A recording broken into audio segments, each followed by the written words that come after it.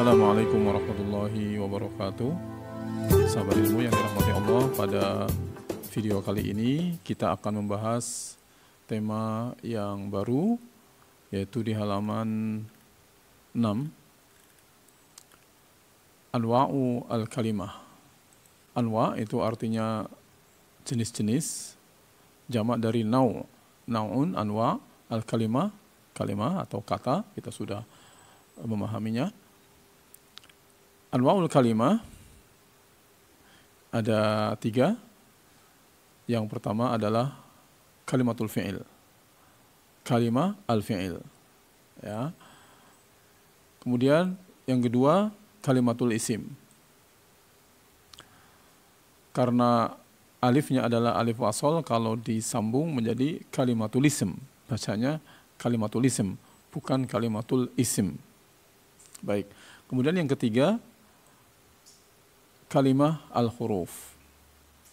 Baik, sebelum kita jelaskan lebih detail, saya ingin membandingkan antara bahasa Indonesia dengan al-lughatul arabiyah untuk mengetahui perbedaan pembagian kata ini, ya. Dalam bahasa Indonesia ada pembagian kata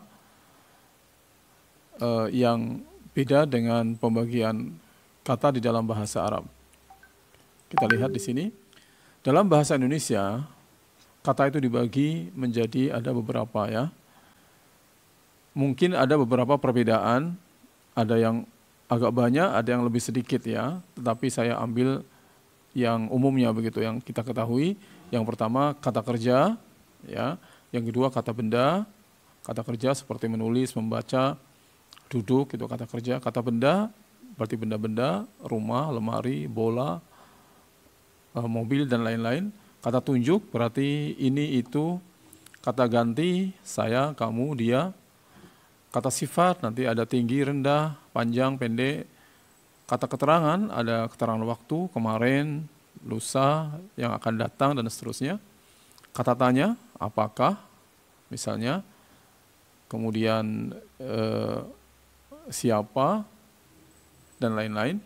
Ada kata sambung, dan, kemudian, maka, dan ada kata depan, di, ke, dari, dan lain-lain. Ini adalah jenis-jenis kata di dalam bahasa Indonesia. Sekarang mari kita perbandingkan dengan al-lughah al-arabiyah atau bahasa Arab. Nah, yang pertama adalah kalimatul fi'il. Kalimatul fi'il ini identik dengan kata kerja dalam bahasa Indonesia.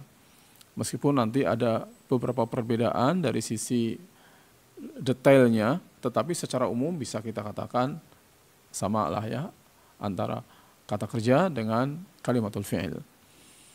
Kemudian yang kedua adalah kalimatul isim. Kalimatul isim ini mencakup seluruh kata-kata di sini, agak banyak, ya, selain nanti kata sambung dan kata depan. Ada kata benda, kata tunjuk, kata ganti, kata sifat, keterangan, kata tanya, ini masuk semua dalam kategori kalimatul isim. Baik, ya. Kemudian yang ketiga adalah kalimatul huruf.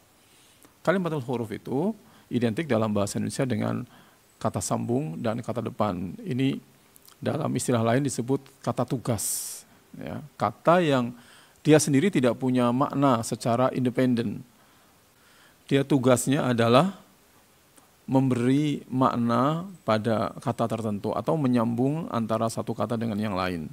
Maka disebut kata tugas. Dalam bahasa Arab disebut kalimatul huruf.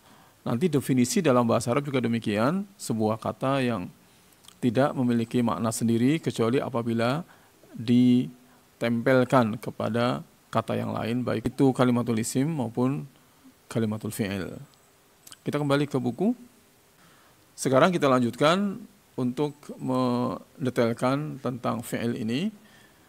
Jadi definisinya adalah kalimat yang menunjukkan makna suatu peristiwa yang dikaitkan dengan waktu dan pelaku, ya. Sini ada istilah waktu, kemudian pelaku. Jadi setiap kata kerja dalam bahasa Arab, misalnya jalasa, duduk, ya. Itu arti jalasa sendiri sesungguhnya tidak hanya duduk, tetapi seseorang yang telah duduk. Karena ini kata kerja lampau, ya. Dalam bahasa Indonesia, fi'il identik dengan kata kerja, meskipun kata kerja tidak mengenal waktu. Dalam bahasa Indonesia kita tidak mengenal pembahasan yang semacam itu. Tapi dalam bahasa Arab detail ya, waktu itu ada yang waktu lampau, ada waktu yang sedang dilakukan, ada waktu yang akan datang. Itulah fi'il ini ya. Kemudian jenis-jenis waktunya di sini ada al-fi'lul madhi wal mudhari wal amr. Ada disebut fi'il madhi, ini lampau artinya. Yang kedua fi'il mudhari. Mudhari itu maknanya sekarang sedang dilakukan dan yang akan datang. Itu mudhari. Sedangkan amr ini kata kerja perintah. Tentu kalau perintah untuk yang akan datang, belum dilakukan. Baik ya. Kemudian sekarang contohnya, ya, contoh dari fi'il madhi, mudhari dan amr. Biasanya dalam bahasa Arab nanti kita akan tahu bahwa untuk menyebutkan pola bahasa Arabnya akan disebutkan seluruhnya. Kataba, yaktubu, uktub. Fi'il madhi, fi'il mudhari dan fi'il amr. Kataba, madhi, yaktubu, mudhari. Ini artinya dia telah menulis, dia seseorang laki-laki. Yaktubu, dia sedang menulis atau akan menulis. Kemudian uktub, tulislah. Berarti yang akan datang, belum terjadi. Qura'a yaqra'u iqra' sama. Dia telah membaca, dia sedang membaca atau akan membaca dan bacalah. Istaghfara yastaghfiru istaghfir. Dia telah meminta ampun atau dia sedang meminta ampun atau akan meminta ampun dan minta ampunlah.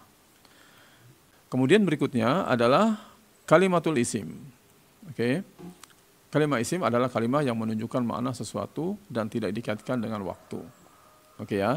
Jadi beda dengan kalimatul fi'il. Kalau kalimat isim yang dalam bahasa Indonesia itu tadi ada macam-macam, mulai dari kata benda, kata keterangan, kata sifat, kata ganti macam-macam. Itu semua adalah kata yang tidak membutuhkan waktu, ya kan? Tidak membutuhkan waktu ketika kita menyampaikan. Misalnya rumah, ya rumah saja itu menunjukkan benda yang bernama rumah. Jadi tidak membutuhkan pertanyaan waktu. Nah, contohnya di sini banyak ya, kitabun, masjid, huwa. Kitab ini kata benda, masjid juga kata benda, huwa kata ganti, jamil kata sifat, khamsah, ini ada kata bilangan, ya, tadi tidak disebutkan. Satu lagi adalah kata bilangan, 1, 2, 3 terus sampai tak terhingga. Hadihi kata tunjuk. Baik, ini semua adalah kata-kata yang ketika disebutkan tidak membutuhkan penjelasan waktu, maka disebut kalimatul ism. Kemudian yang berikutnya adalah kalimah al-huruf. Kita tahu bahwa huruf itu adalah komponen terkecil ya pembentukan kalimat. Nah, kemudian kenapa kalimat ini disebut huruf? Nah, definisinya sendiri adalah kalimat huruf adalah lafaz yang menunjukkan makna sesuatu di luar dirinya. Ya, di luar dirinya. Misalnya dan, ya, dan dia sendiri tidak independen punya makna. Baru memberikan makna kalau disebutkan misalnya dan Muhammad, Ali dan Muhammad. Ya, kata dan di situ baru jelas maknanya. Kalimat huruf hanya bermakna jika digandingkan dengan isim atau fi'il. Contohnya kalimat huruf adalah min, ala, min dari, ala di atas, anna sesungguhnya, ila ke, wa dan fa maka, dan seterusnya. Nah, dalam bahasa Arab ini disebut kalimatul huruf. Kenapa? Karena kata pada jenis ini itu mirip huruf, jadi sedikit sekali, minimalis hurufnya. Ada yang 1 huruf saja kayak wa dan fa, ada yang 2 huruf saja seperti min, ada yang 3 ala ya, anna ini 3 saja karena ini double ya, ila 3. Jadi sangat minimalis sehingga disebut kalimat hurufnya sangat minimalis, tetapi disebut huruf saja ternyata juga punya makna. Maka akhirnya disebutlah kalimat al-huruf. Nah, itu kira-kira filosofi kenapa dikatakan kalimatul huruf. Baik ya, saya kira Ini yang perlu saya jelaskan pada video ini. Mudah-mudahan bisa dipahami dengan baik. Syukran. Jangan lupa like, share, dan subscribe. Jaga kesehatan Anda. Assalamualaikum warahmatullahi wabarakatuh.